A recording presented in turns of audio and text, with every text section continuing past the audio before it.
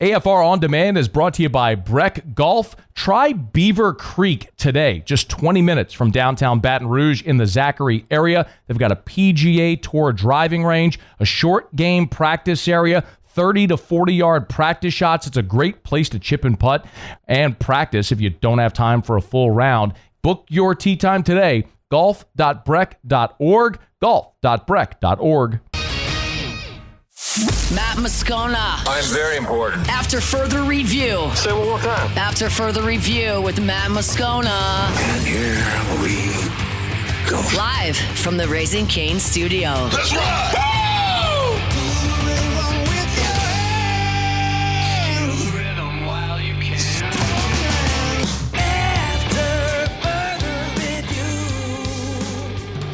Hour 3, off we go. Welcome aboard. Glad you're with us. It's AFR, presented by Decision Critical Concierge Nursing. We're here at Marushi's Hitter's House. Muse and Paul are back in studio. Alondra producing on site. We're glad you're hanging out with us here. As I was saying before we went to break, we do have the 104.5 ESPN swag table here as well. We got 104.5 ESPN shirts and the new, grab me one, Alondra, grab, please. The new hats for those who are, Alondra just caught a little tripwire there. I almost crashed the whole set. Anyway, new 104.5 ESPN hats. It's the Richardson 112s, a little like camo green color with the like the trucker snapback hats with the camo design as well.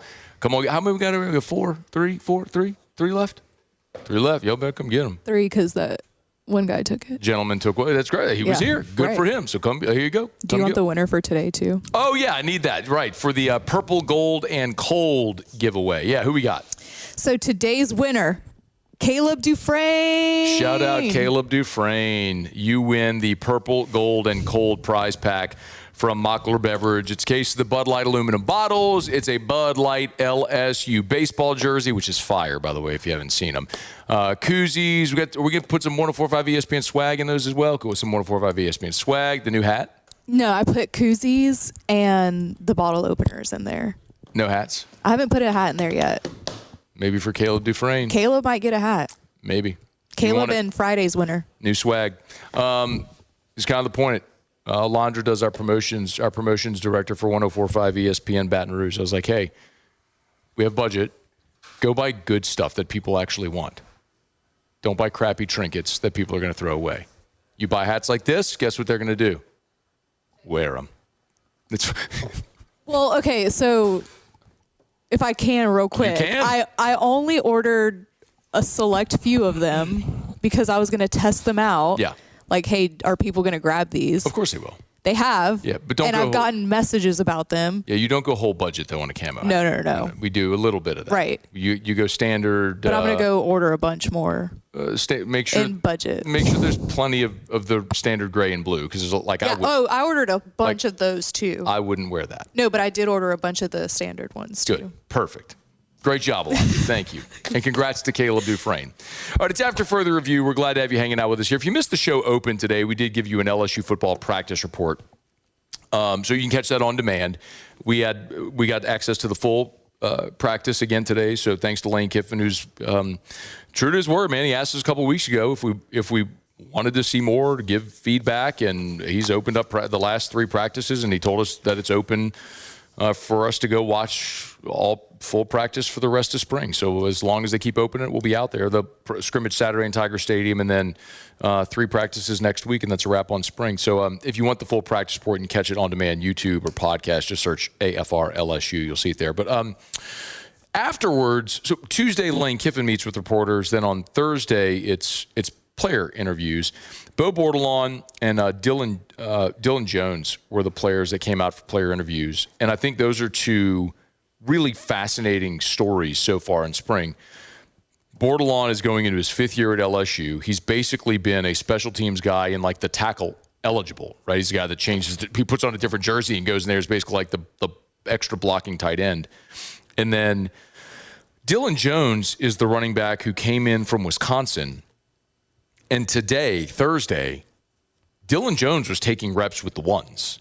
And we've talked about him since literally the first practice report that we had, because he physically is different from the other guys. It's not to say better, or worse, just different. I think they have him listed at 5'11", 211. I think he's bigger than 5'11", or maybe it's just because the other guys are shorter and they have them overlisted on the roster. But he's just a physically bigger back than the other guys. Again, and other guys have a different skill set. I told you about Harlan Berry yesterday. Harlan Berry Tuesday had a 40-yard run. He just, straight up the gut and just hit the afterburner and split two defensive backs on his way to the end zone. Like Dylan Jones ain't doing that. But on 3rd and 1, where you got to hand the ball off and get 2 yards up the gut and plow through an arm tackle, I think he's probably your best option to do that. Anyway, and Bordelon, of course, is a guy who, as Lane Kiffin said on Tuesday, has played really well, and the coaches gave him the opportunity to run with the ones. He's now replaced Devin Harper with the first team at left guard. So a couple of things here. Bordelon started talking about his relationship with James Craig being, and why he decided to stay at LSU in the transfer portal era.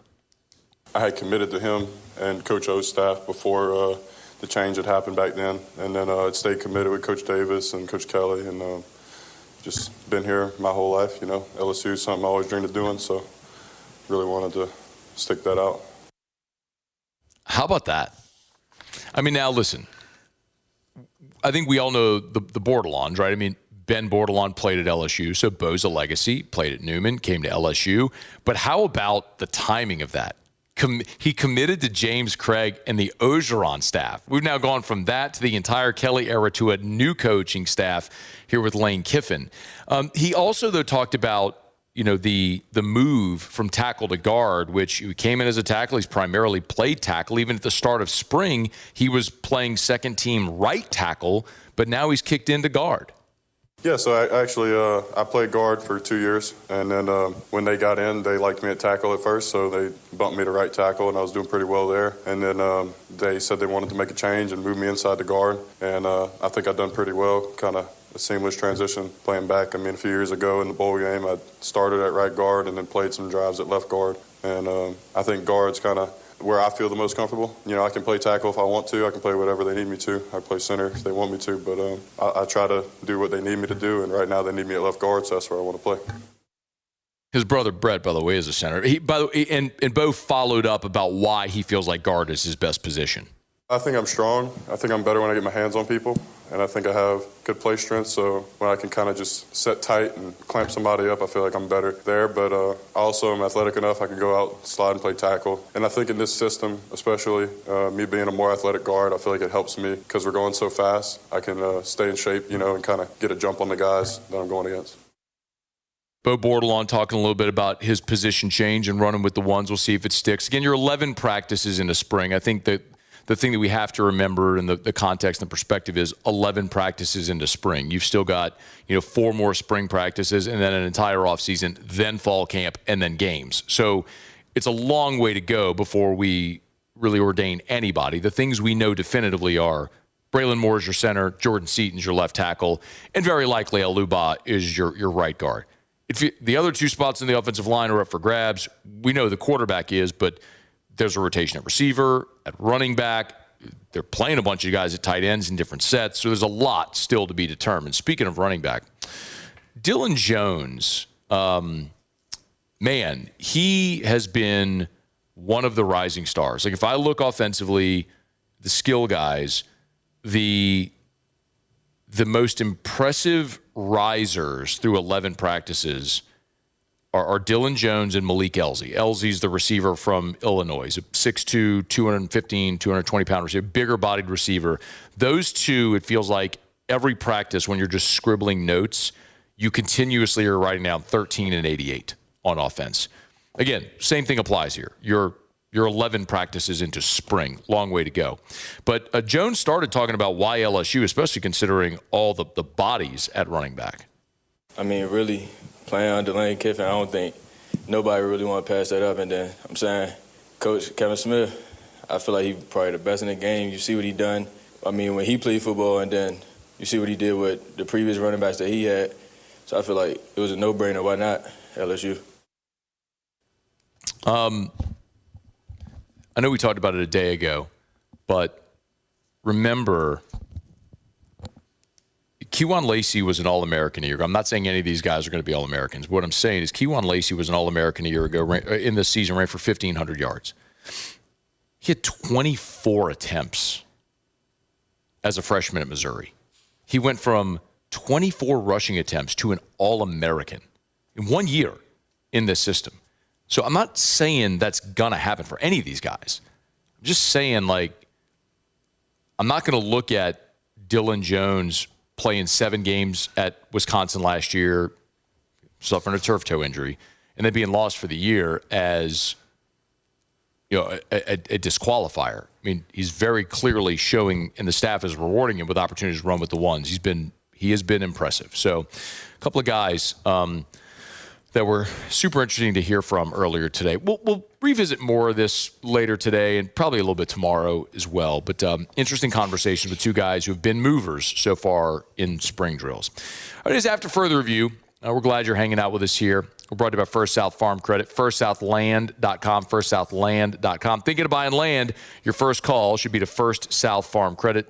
Firstsouthland.com. Yesterday was tax day. Maybe you had to bite the bullet on that tax bill. Owning recreational timber property comes with expenses. It can certainly be a tax benefit to you. Maybe talk to your CPA about the benefits, the tax benefits of owning recreational timber property. Or maybe you just work so hard, you deserve to have that place to go. That hunting camp in Mississippi, that place in Texas. Maybe you want to build a dude ranch in Montana. First South Farm Credit can help you buy land anywhere in the lower 48. FirstSouthLand.com, FirstSouthLand.com. If you're thinking of buying land, your first call should be to First South Farm Credit, FirstSouthLand.com. Okay, y'all, it is after further review. If you're keeping an eye on the gymnastic national semifinal, the Tigers currently in third. They're third out of 4. They're just barely behind Georgia. So the Tigers' best event, the floor, is still to come. So they'll wrap on floor, and they'll have an opportunity here to push their way into the top 2 to punch their ticket to the national final on Saturday. But work to do as the Tigers currently sit in third. So it was a disappointing end to the season a year ago in this round, and unless the Tigers can kick it in gear here in the final rotation, they're staring down the barrel of another disappointing end. So hopefully they could do it on floor. We'll keep you posted how all that goes. All right, it's after further review. Let me knock out a quick break. Come back. Ryan Brauninger covers Texas A&M.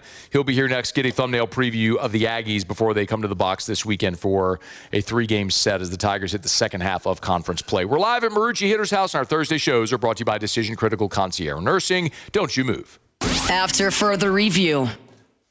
Just yesterday, had lunch over at Watermark Baton Rouge downtown at Milford's on 3rd. I tell you all the time, of course, they got the Gregory, which is the upscale dining restaurant there in the lobby. But on 3rd Street, the 3rd Street access and access through the lobby is Milford's on 3rd. Amazing New York-style deli right there in the heart of downtown Baton Rouge. Love telling you about Watermark Baton Rouge downtown. The original high-rise in downtown Baton Rouge, beautiful historic building that's been converted, added all the modern amenities, and an amazing place to host an event. But don't forget also about Renaissance Baton Rouge. 2 great properties, same ownership group, Watermark downtown, Renaissance, they call it Southtown, right there on Bluebonnet near I-10. Gorgeous, giant, sprawling hotel, and big enough to host whatever event that you have coming up. Their grand ballroom can host up to 500 people. So if you got a fundraiser, an awards banquet, any type of event coming up, make sure you remember Watermark and Renaissance Baton Rouge. After further review with Matt Moscona, presented by Decision Critical Concierge Nursing. Healthcare for your lifestyle. Learn more at DecisionCriticalBR.com.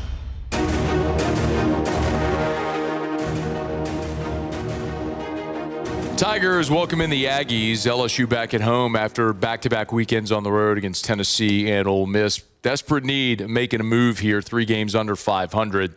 Aggies come in at 9-5 in the conference, fresh off a 2-game sweep against Texas this past weekend in College Station, which looked like a pretty emotional scene there at Bluebell Park. Ryan Brauninger, Texas Aggies, good enough to join us, talk a little bit about the Aggies. Hey, man, how are you? Hey, good afternoon, Matt. I appreciate you having me on, buddy. Yeah, it's our pleasure, man. We appreciate the time. Hey, can you kind of give me some perspective, set the scene for what last weekend was like in College Station with Jim Schlossnagle coming back? It's funny enough, the comparison that I've actually made to it on our programs this week here in College Station was Baton Rouge on the Death Valley Saturday night when it's going as good as it can be. So, a lot of the A&M sporting events, baseball and football in particular, they have a reputation of being very loud, but I don't know that I would say that they are intimidating. Last Friday night, Bluebell Park was intimidating, and I've been to thousands of games, whether it be as a spectator. I played at McNeese and played against A&M a bunch. I've been there as an analyst, obviously, for the past 10 years for Texas Aggies. That was the best it's ever been. If A&M could figure out a way to capture that emotion and that kind of, they weren't there to just watch the game and cheer for their team. They were there to impact the game and try to impose some sort of will on the Texas Longhorns. Now, a lot of that had to do with who was sitting in the other dugout. But if A&M could bottle that rage and emotion up, you would start seeing them. Kyle Field is, again, a very celebrated venue, but it's a different venue than Death Valley when it's going good. So I would say that was the biggest comp that I can make, Matt, was like, you've been in Death Valley when it's rocking and like there's a little vitriol in the crowd. That's what it felt like at Bluebell Park. So, you also played collegiately. I'm wondering if you feel like a letdown is a real thing after having that experience and now having to come on the road to take on an LSU team that's floundering a bit. Sure, that's certainly on the table. And Michael Early has talked a lot this season about the maturity of his ball club and how they've responded to several tests and how they've responded to adversity so far this season. This will be an enormous test of that maturity. You can look at LSU's win-loss record and you can look at their record in the league and you go, man, this just isn't the LSU team that we've seen in years past. And I think that Jay Johnson would say that's true, but this is an LSU, this is a national championship program that is backed into a corner. And so I think that makes them extremely dangerous. As you said, back-to-back weekends on the road, the home faithful will be ready to get back in Alex Box. So I think A&M just being able to weather the early storm over the next couple of days would go a tremendously long way in helping them potentially win a series on the road there. Ryan Brauninger, Texas Aggies, is with us. I'm going to ask you a pretty obvious one the way I ask it, but I'm going to leave it open-ended because I'll let you answer it. Last year was a very disappointing year for Texas A&M when they had a lot of talent on that team. How have they been able to bounce back this year? Well, certainly they were a disappointing season last year. But when you look at it and you just – I get from your seat, Matt, where you look at the overall record, the preseason number one, coming off the World Series final, and you go, yeah, you didn't make the postseason. Tremendously disappointing. There was a lot of people that wanted them to make a change at head coach after 1 year. But if you go back and you look at the nuance of last year, man, the injuries played a massive, massive role. You didn't have Gavin Grahovic for the entire year. You didn't have Caden Sorrell for half the year. You had various other players miss large swaths of that season with bumps and bruises. And so A&M really never got to see the best version of themselves because of the injury bug. Now, they also didn't play great baseball. They were horrifically bad in situational defense. They struck out way too much. They didn't walk enough. All the stuff that had made Michael Early such a hot commodity as a hitting coach, all that stuff had kind of fallen by the wayside for the Aggie bats last year. So they went into the offseason with not just the notion, like, we are going to fix all of this. It's going back to the way it should run. It's going back to the way it's supposed to run. He made a very important hire in Cliff Pennington. The Aggies have gone from one of the worst defensive teams in the league last year to now fielding at 983. They're one of the top 20 defensive clubs in the country. That has been a huge step in the right direction. And the ethos of a Michael Early offense is they walk and they slug. And if you go look at the numbers this year for A&M offensively, there's a kid that's hitting in the bottom of the lineup named Bear Harrison. He's their catcher. If you just look at the batting average, Matt, it doesn't tell the whole story. He is the prototypical Michael Early offensive player. His on-base percentage with a 270 batting average is right at 500. He leads the team in hit by pitches. He walks a ton, and then when he does swing, he's hitting doubles and homers. So he is kind of like the prototype that kind of gets lost in the superstardom of Gavin Grahovic, Caden Sorrell, and Texas A&M has the best freshman in the country right now playing third base, and Nico Partita. Yeah. Harrison, by the way, is a transfer from St. Mary's. LSU is in the mix on that one. Turns out power hitting catchers are pretty good luxury to have when you can get them. Ryan Brauninger is our guest, TexAgs.com. Okay, we know they hit. Early's an offensive-minded coach, and you're right. Grahovac and Sorrell, I mean, guys that are both hitting over 360 and combined for 27 homers right now. Yeah, that's gonna make a team better. What about on the mound? Because Jason Kelly, the former LSU pitching coach, is now there in Aggie land, and the numbers aren't great, but piece this together for me, how the Aggies have been on the mound this year. Yeah, I would say they don't, in terms of ceiling, it's not very high. Like there's not going to be anybody that A&M's going to run out there that's going to look like William Schmidt. They just don't have that. They don't have a guy that's going to look like Kason Evans in terms of MLB draft prognosis. Now, their Friday night starter, Shane Sadeo, another guy who missed the entirety of the 2025 season.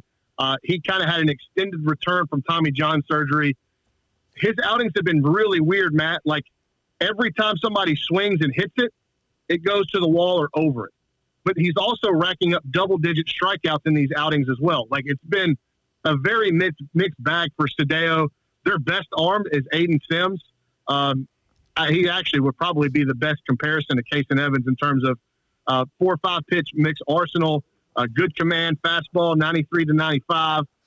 He has been the best guy and most consistent guy for A&M on the weekends, and they actually bumped him up a day to Saturday last week against Texas. And then Weston Moss has been their swing guy, and they're TBD on Sunday because they want to use Moss out of the bullpen in case they need it to win a game on Friday or Saturday, and then in that case, they would just figure it out and maybe staff it on Sunday if they could. But overall, Matt, this A&M staff, they don't strike any. They don't rack up strikeouts, but they don't walk people. They're second best in the league in walks, but they give up the most homers in the league. So it's good and bad. Like if you're not going to be a high ceiling pitching staff, then you have to throw it over the plate and live with the results. Because if you walk people and then throw it over the plate, those solo and 2-run homers, that's where you get those big ballooned innings. So because A&M's offense has been so good, they just need the pitching staff to be okay. And over the past few weekends, they've been that. They've been just okay, and it's been enough. Throw it over the plate, let him hit it. Works pretty well when you field 983. Ryan Brauninger is our guest. He's on Twitter at @R_Brauninger if you want to give him a follow. TexAgs. I was going to ask about a Game 3 scenario. So it sounds like the best case scenario for A&M is get through Games 1 and 2 not having to use Moss, and then he gets the ball in Game 3. What if they do have to use him Games 1 and 2? What would the path be there on Sunday? They've got a kid named Gavin Lyons that has started in his career at A&M. They've also got a transfer in from Clemson and Ethan Darden, who has pitched only out of the bullpen at A&M, but does have starting experience at Clemson. That would probably be where they go, depending on how those guys are utilized in the first 2 games. I will say this.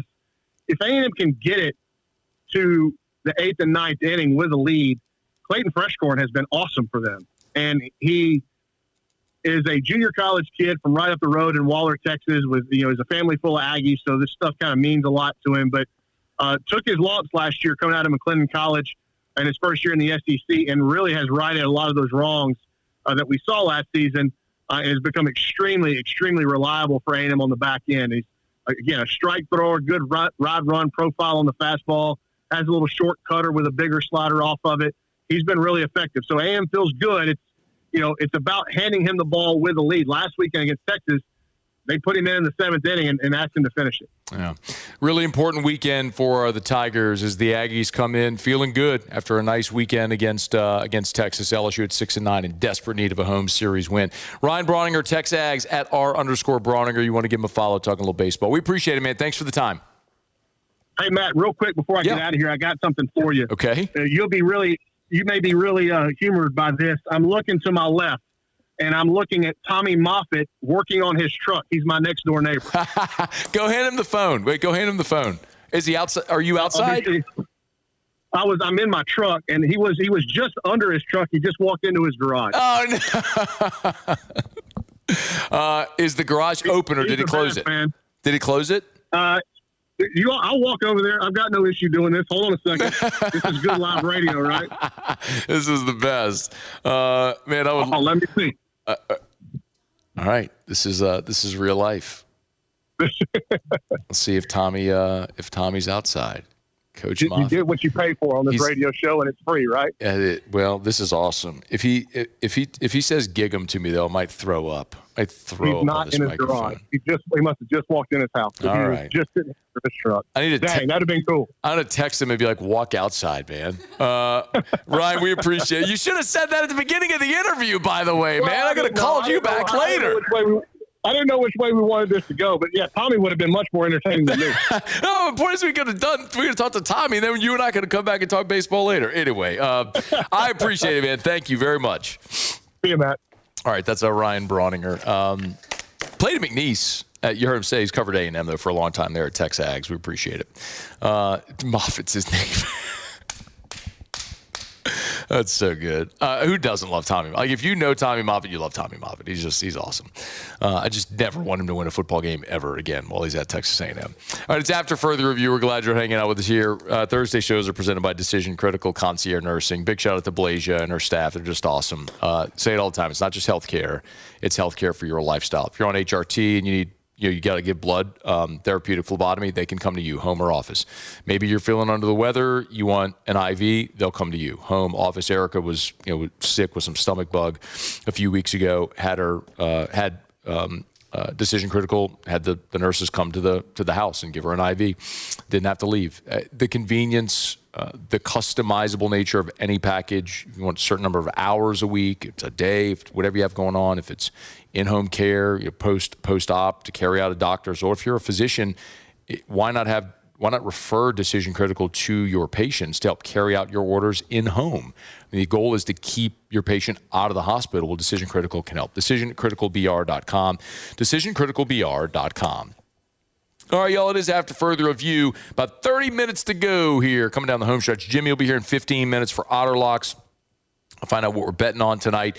We'll get a check-in up there in Fort Worth with how the Tiger Gymnasts are doing. They're on their final rotation as they're on floor, which is their strongest rotation, but work to do if they're going to pass Georgia and punch their ticket to the national final. We'll keep you posted. All right, it is After Further Review, and we're glad to have you hanging out with us here from Marucci Hitter's House on Seagan in Baton Rouge. Don't you move. We'll continue on AFR. After Further Review. Well, today was one of those days where it went out to practice. It was 86 degrees, not overbearing because the humidity isn't terrible, but hot enough to where you're just sweating standing outside. You need shorts and a T-shirt. And I think about those days, those like spring and summer days when the temps get into the 90s or triple-digit heat indexes, and how much you like to cut your grass and then just go jump in the pool, or go stand out at LSU football practice and go home and just jump in the pool, or just go jump in the pool because standing outside when it's 105-degree heat index is just unbearable. Well, if you want that to be your reality, Duplessis Pools can make that happen. They can build you a beautiful custom pool, or they can remodel or update your pool. Start by going to their website, duplessisbuilders.net, duplessisbuilders.net. Pools, outdoor kitchens, hot tubs, spas, that whole thing. They can do it. Like build you a putting green out in your backyard if you want. They'll make your outdoor space a showplace. It's Duplessis Pools. Log on, duplessisbuilders.net. Start there on the website, duplessisbuilders.net. After Further Review with Matt Moscona, presented by Decision Critical Concierge Nursing. Healthcare for your lifestyle. Learn more at DecisionCriticalBR.com.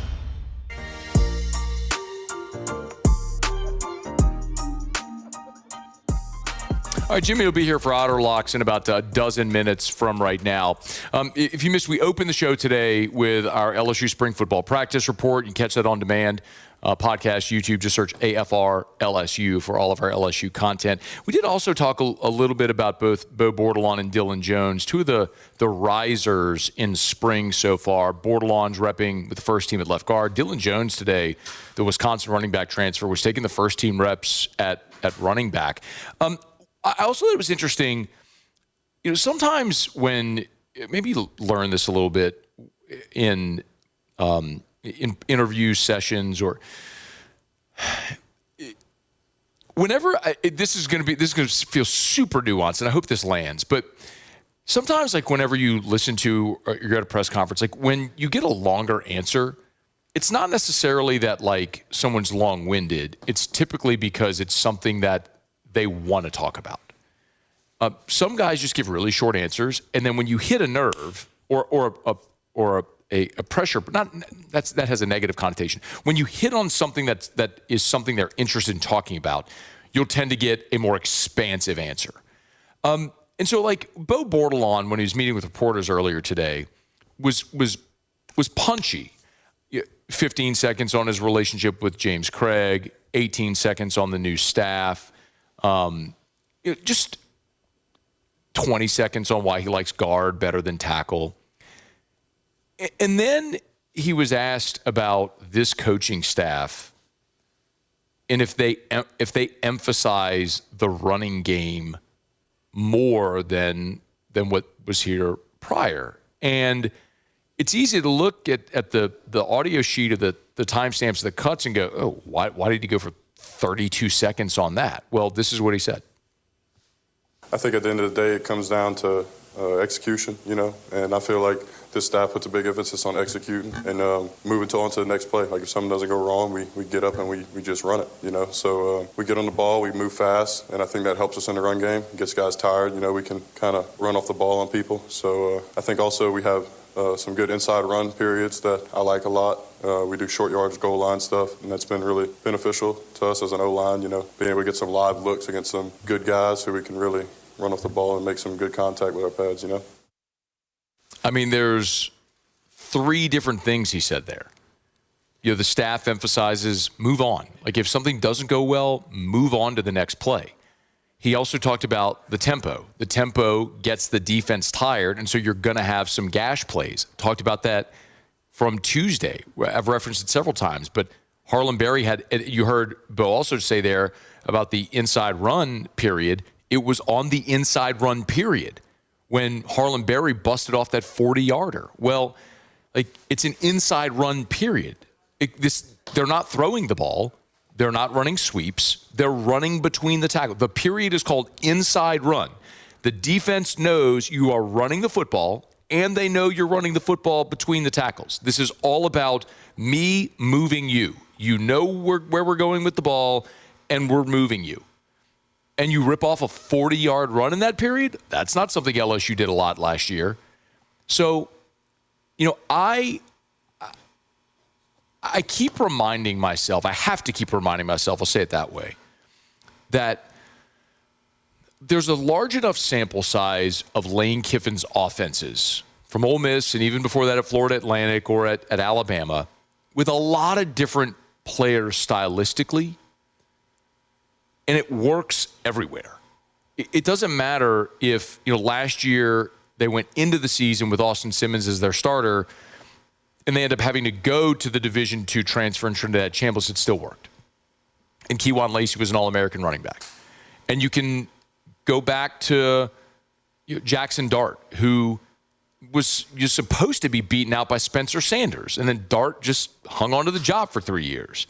Or Matt Corral, who he inherited. Or you can go back to when he was at Alabama when, he had Blake Sims at quarterback, who was a converted running back. And they, were a playoff team. Like this is, that was before the college football play, but you understand what I mean. But the point being, like, this is it's an offense that just works. For personnel, for scheme, for however. It'll work to varying degrees.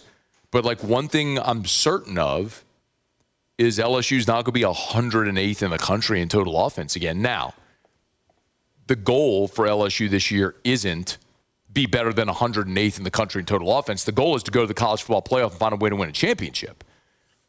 And I will tell you definitively that I believe, like a year ago, Ole Miss would not have been in the college football playoff if Austin Simmons was still their quarterback. He was struggling early in this. You forget, like, they were struggling early in the season offensively. When Chambliss went in, when Simmons got hurt, that was the unlock.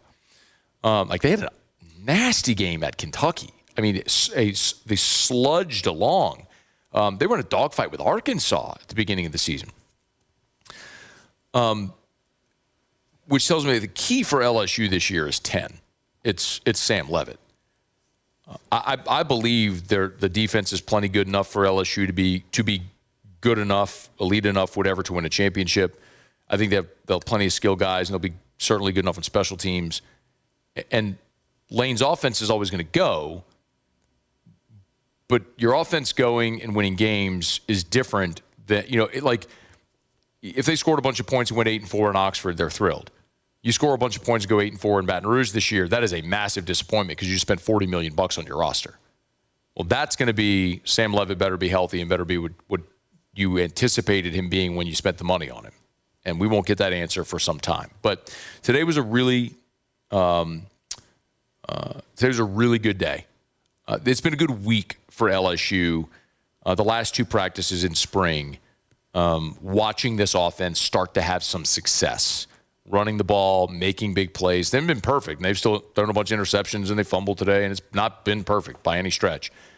But they're just very clearly making progress, and you're making progress without your starting quarterback in there. So now you need him because I don't think that this team is going to achieve what we all think they can achieve if you don't have Sam Leavitt. But it's been encouraging the past couple of days. All right, it's after further review. We're glad you're hanging out with us here. Thanks as always to our friends here at Marucci Hitter's House for hosting us. Love coming by here. It's a great spot, man. If you've never been, pop on it. Even if you're not coming to hit in the batting cages with your kiddos, maybe you got grown kids. Come take the tour. I mean, this is where every Marucci bat that a major leaguer swings is made right here in the warehouses behind me off of Seagan Lane. I mean, this is such a cool place when you consider that. If you've never taken the tour, come take the tour. There's tours all throughout the day. Go to hittershouse.com, hittershouse.com, hittershouse.com. Take your swings to the next level at Hitter's House, Baton Rouge. Of course, they got the VIP membership, individual and family, so it's less expensive if you have multiple kiddos that are joining. You also get retail discounts, discounted cage rounds, a free shirt when you sign up. Hittershouse.com, hittershouse.com, hittershouse.com. Thanks to our friends here at Marucci Hitter's House for hosting us today and every month right here off of Seagan near Airline. All right, y'all, it is after further review. We got our final break coming up. Jimmy will be here for Otter Locks. It is not going great for the LSU gymnastics squad. Their best event floor is where they finished. You were hoping for a very strong finish that could potentially push them through to the national championship round over the weekend, but not looking like that's going to happen right now. Tigers in third. They need Georgia to falter. Kalen Chio at 9.9625 in the fifth spot, which they definitely needed. Mari Drayton at 9.9375, which is great, but it started off not great on floor. So they got one competitor left, and it's Kalia Lincoln. And she's going to need a big score to finish and see if the Tigers can advance. All right, it's after further review. We're not going to break. We'll wrap it up with Jimmy. Otter Locks next here on AFR. AFR. Love telling you about Glow Resources, GLO, glowresources.com, glowresources.com. They're complete employer solutions over at Glow Resources. You need to hire skilled blue-collar labor? Glow Resources can help. Professional placement division for any office job? Glow Resources can help. Check them out online at glowresources.com, glowresources.com. It's funny, I literally they're listening. I just opened Facebook, and the first post at the top was Glow Resources. They're listening. I'm telling you. The old internet, it's listening to me. Hey, look, here's the great thing about Glow. There's many great things about Glow Resources, but 401k, they handle it. They do all the heavy lifting. Payroll paychecks, Glow Resources handle it.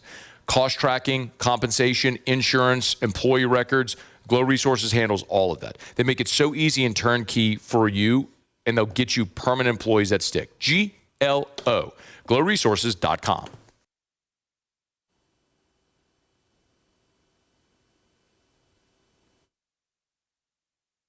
Love reminding you about our friends over at River Parish Contractors, rpcontractors.com, rpcontractors.com. Hey, listen, they're hiring over at River Parish Contractors, and highly, highly, highly recommend if you're in the market for a job or you're thinking about switching, it's a great time to call River Parish Contractors. Remember a couple of things.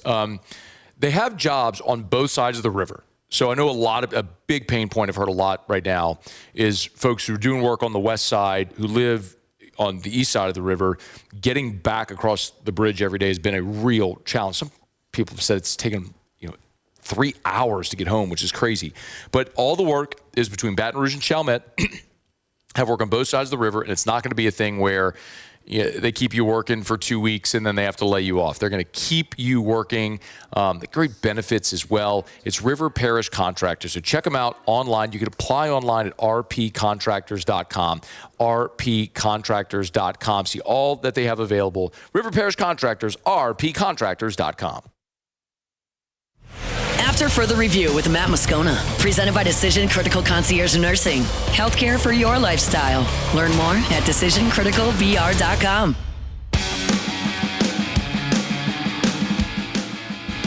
Down the stretch we come. Final segment here on a Thursday edition of AFR, presented by Decision Critical Concierge Nursing. We are, great news. I can't believe it. They pulled it out. LSU, I just saw it. LSU did enough on floor. Kalia Lincoln, Kalen Shio, Amari Drayton, anchoring floor. LSU advanced. So they advanced to the national championship coming up on Saturday. So LSU and Florida advance out of this. It did not look good, but they did enough. All right, so LSU advances. They'll compete Saturday for a national championship in gymnastics. All right, let's find out what we're betting on tonight. Time for Otter Locks. Otter Locks. All right, time to win some money. Presented by Total Maintenance AC Repair. Same-day service means you will never sleep hot. 480-1000. We are Total Maintenance. I think it's safe to say that I won the bet. Otter, what up, babe? What's up? How about my boy Coach Jay pulling them out, huh? Advance. Hey, man. I was, admittedly, like I'm a fan of the program. I know that. I talk about it all the time. I understand not everybody locks into gymnastics all the time. I hate that they were competing at 3:30 today, but Otter, it was not looking good, man. Like, this was not a great day for this team. When they're at their best, they're capable of scoring high enough to win the national championship. Today was not their best. I mean, when you can advance and you're not at your best, that's pretty good. Yeah. Now they can pre-roll the rest of the way. There you go. I think so. It's always, most championships have a little bit of a tough stretch. Need a little break here, a little survival here. So, it's the way it goes, baby. The way it goes. Go ahead, Coach Jay. This is one of them, baby. Yeah, let's go. They go have their best meet of the year on Saturday. They'll win a national championship. Hopefully they can. There you go. Yeah. There it is. All right. What we got, man? What we looking at tonight? All right, we got three baseball. I mean, I'm sorry if you went to sleep thinking you had a 3-1, but Golden State decided to, get some.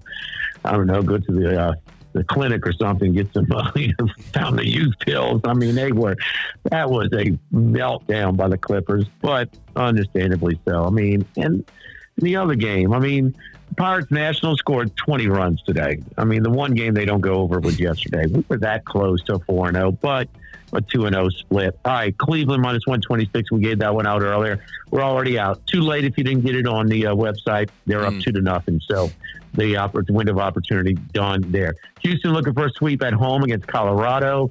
Boy, Colorado is much improved, but at home, not so much on the road.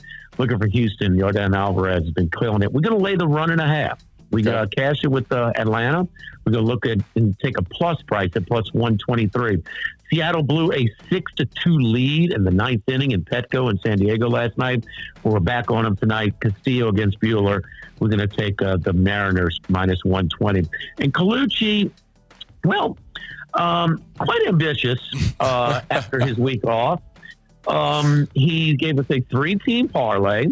He gave us Edmonton, and it's the puck line. Yep. He gave us Colorado minus the puck line, minus 1.5 goals. And Anaheim minus 125. That's playing about 11-1, 11.5-1. So why play small ball? Colucci went for the fences. I mean, a bomb parlay there. Edmonton minus 1.5, Colorado minus 1.5, Anaheim minus 125. That's the only money line. Pays you about 11.5-1. Let's go, Colucci. Oh, man. I'm in. And I actually mistakenly played Anaheim on the puck line as well. No, we got Anaheim on the money line. Anaheim is the one money line. No, I know, but I played them on the puck line. I did a 3-team puck line parlay. I didn't. Yeah, no doubt. It's like coming back at 10:49. So yeah, like let's go Mighty Ducks. Here we go, babe. We need it. We need it, Kaluch. Come on, babe. I mean, 2 weeks ago he went 3-0. Last week he was with his dad in the hospital, so he took the week off. But I guess the pause in his releases has built up a little something here. He's going for the big dog. So, how about the Yankees-Angels series? I know they only won two out of 2, but the first player ever to go at Yankees, visiting at Yankee Stadium Beyond, into homer in 4 straight days, Mike Trout.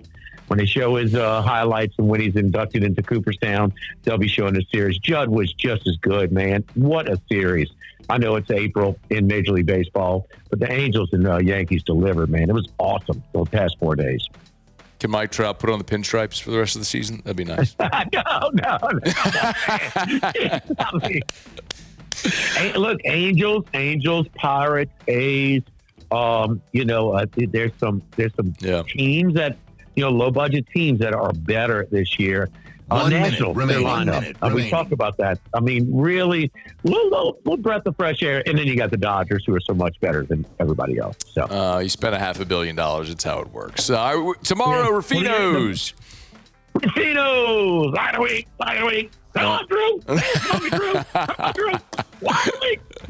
We'll see you. Thank you, Otter. That's going to do it for us here on this Thursday edition of AFR, presented by Decision Critical Concierge Nursing. It's not just healthcare; it's healthcare for your lifestyle. Hey, we always appreciate our friends here at Marucci Hitter's House for hosting us.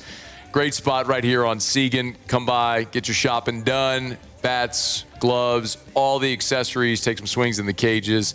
Take the tour behind us as well. Awesome spot here. Hittershouse.com, hittershouse.com. Muse Pauly back in studio. Thanks, Alonzo. Great job on site as always. We'll see you in studio tomorrow at 3. As we get on down the road, much about South Point Volkswagen Airline, just north of Highland, southpointvw.com. New and certified pre-owned in Baton Rouge and online at southpointvw.com. Southpointvw.com, actually just down the street from where we are on Airline Highway, just north of Highland. Hey, shop them online first. If it's on the lot, it's online. Every vehicle, new and certified pre-owned. And as Louisiana's largest volume Volkswagen dealer, because they move more inventory than anybody else, they got a better selection of pre-owned vehicles as well. So you could trade in your old vehicle for a new Volkswagen. Guess what?